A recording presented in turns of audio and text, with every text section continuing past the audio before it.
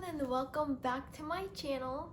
So for my next project, I'm going to make a wrap top. And I plan to use this fabric, which is a very thin kind of sheer fabric. So I wanted to have like gathering details going across, which I think will look really cool. And this top was actually inspired by some of the costumes from the movie Phantom of the Opera. So I'm really excited to make this. To make the pattern, I seam ripped a wrap top I already had and traced it onto some paper just to make sure that the pattern is all perfect. But I actually made this wrap top as well, so I can show you how to make this pattern, which is actually very easy. Basically, you take a v-neck top and cut a diagonal across the front.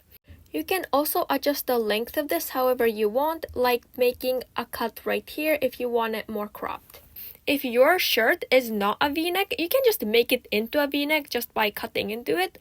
And you're gonna use this side that comes to a point as your pattern.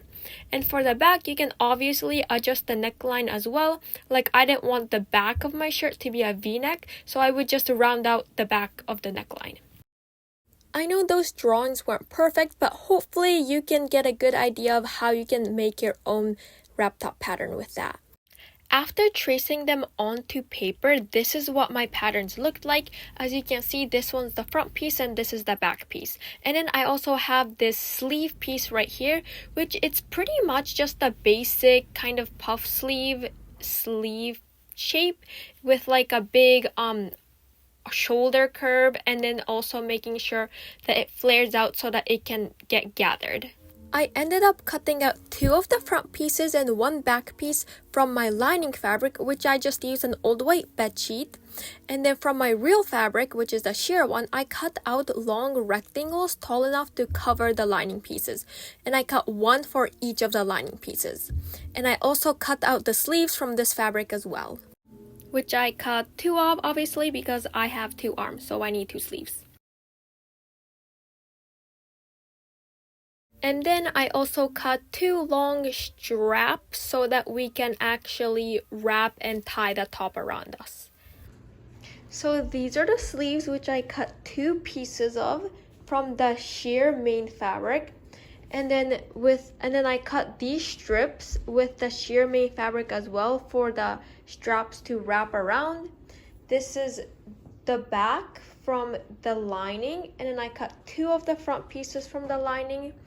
This sheer piece is going to gather onto the back, and then I have these 2 that will gather onto the front.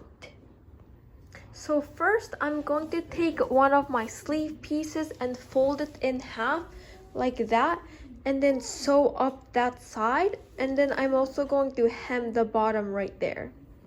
I used French seams to do that step just because this fabric does fray quite easily, and here you can see I've already hemmed and sewed up the side. I made these little strips of fabric where I folded in the 2 edges and ironed it flat, which these are for the channels where I'm going to put the elastic through on the sleeves. I pinned it a little ways from the edge of the sleeve so I get a cute little ruffle, then sewed down the 2 sides. Then I put the sleeves aside to work on the bodice portion. I laid out the big rectangles on top of the lining pieces just so I knew exactly how much I would be gathering, and then I put 2 parallel basting stitches on both the top and bottom of each rectangle. I used the longest stitch length and didn't backstitch at either end so that when I pulled the top thread from each line of stitching, it would gather up the fabric. I put 2 parallel basting stitches on the top and bottom because I find that they give me much nicer gathers than just putting 1. This is what all the rectangles looked like with the basting stitches. And as I mentioned before, I'm just going to pull on the top 2 threads to gather it in place. This took a bit of time and work obviously because it's kind of hard to get all the gathers nice and even. But I just took my time with it, and I did line up the edges just so that it would be nice and just laid nicely. And then I tried to make all the gathers as even as possible and pinned everything down. And I also wanted to make sure that the top wasn't too puffy, so I made sure it was tight. All the gathers were tight on it. And yeah, I just repeated the same thing on the back and front pieces. On the front, I just went from the shoulder line all the way down to however long the gathering fabric was. And this is what all three of them look like side by side. Before they're sewn down, they're just pinned in place. And I did iron all the gathers down so that they would stay nicer better. And this is after I sewed down around the perimeter of the lining. So you can see all the gathers are securely in place now.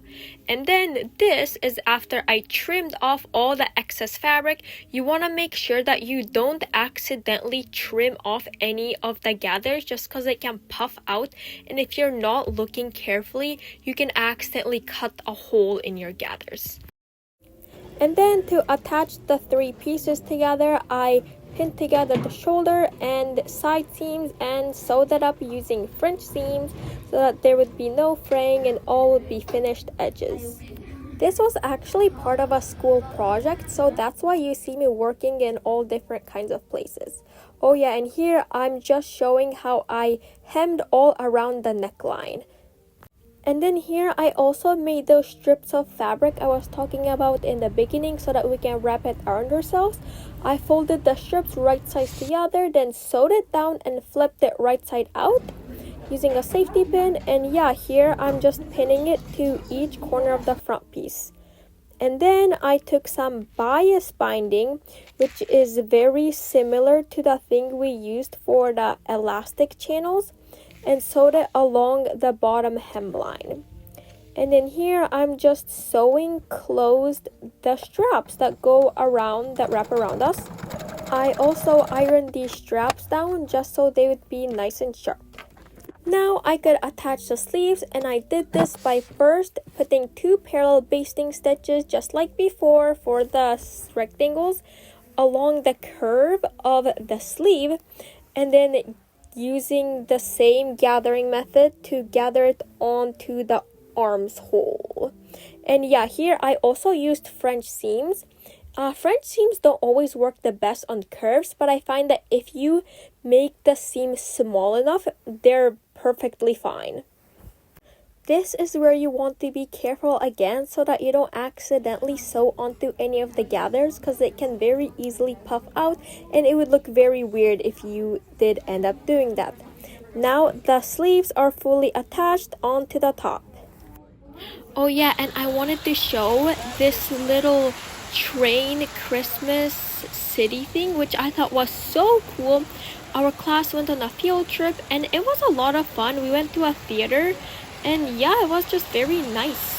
Okay, but to finally finish off the top, I just got pieces of elastic that were the size of my wrist and used a safety pin to put it all the way through the channel and sew the two ends together. And this is what they look like, all scrunched and nice, yeah. And I got so many more tie orders, so yeah, I made 10 more ties for the people at my school, which was a lot of work, but you know, I really like how they turned out, so that's good. And here is the finished top.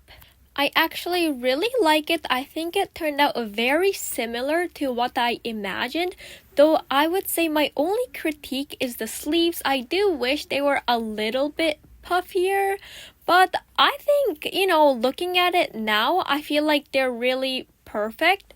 If they were too puffy, they might not look as good. But I think I got the front crisscross gatherings how I wanted it to be. And overall, I'm very happy with how they turned out. If you are still here, thank you so much for sticking to the end. I appreciate each and every one of you. It means a lot to me. So I hope I'll see you next time. Bye!